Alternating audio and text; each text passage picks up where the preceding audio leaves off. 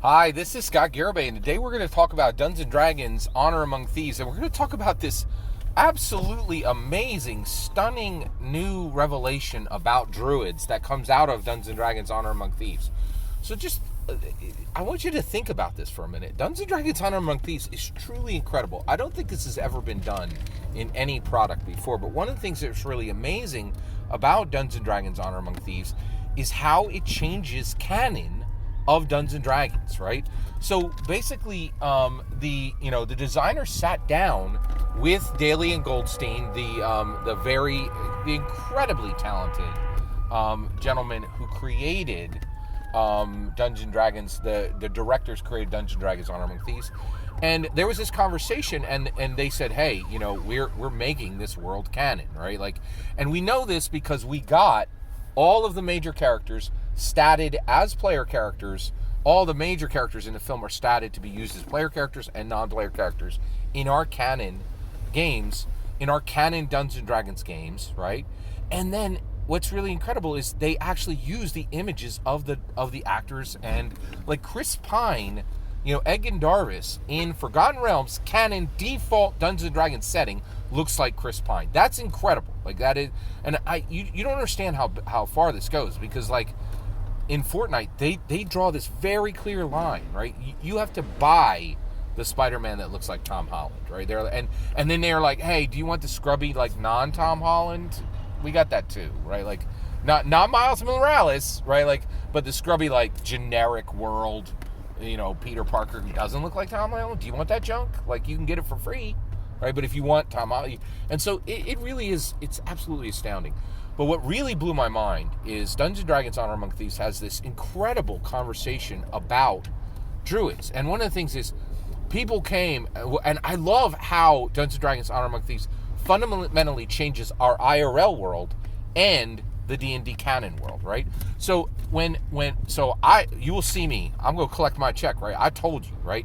When I watched the trailer, I was like, oh my gosh, Doric is changing from a horse to an owlbear. I said that months before anybody clarified it, right? When we saw it in the movie, that's exactly what was happening, right?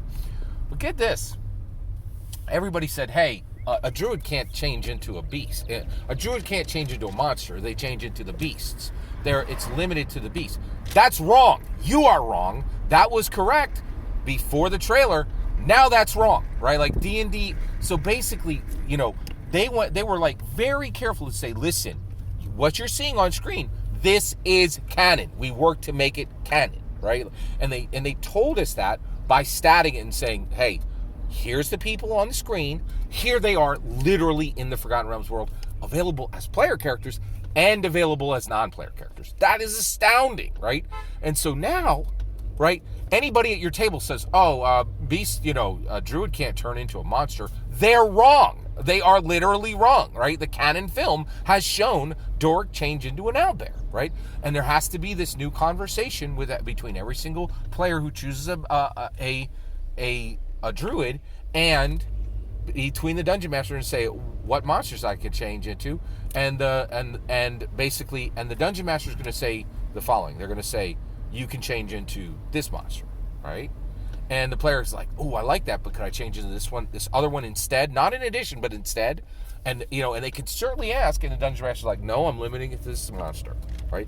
Because that's canon now. Druids can turn into monsters, right? Comes from the canon film, right? Like they're not like, oh, this is a bunch of junk that is not connected to the canon world. They're like, this is directly connected to the canon world across the board, right? Like, in my humble opinion, they're making it very clear, right?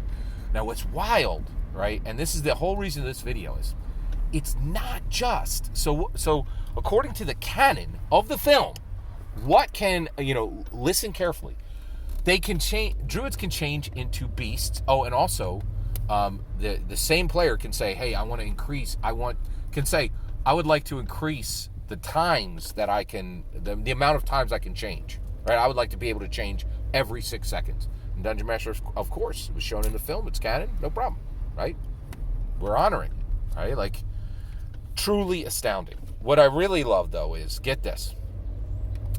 Druid, according to the new canon coming from the film, in my humble opinion, you can change. A druid can change into a beast. They can change into a monster, right? Anything that's that's approved by the Dungeon Master, and they can change into beasts that are specific to the Dungeons and Dragons realms.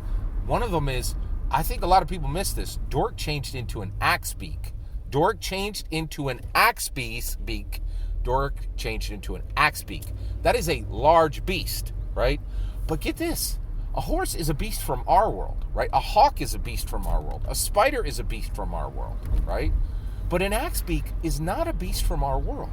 So not only can they change into beasts that exist within our world, they can also change into large beasts from that are native to the Dungeons and Dragons realms. That's incredible. That is absolutely incredible.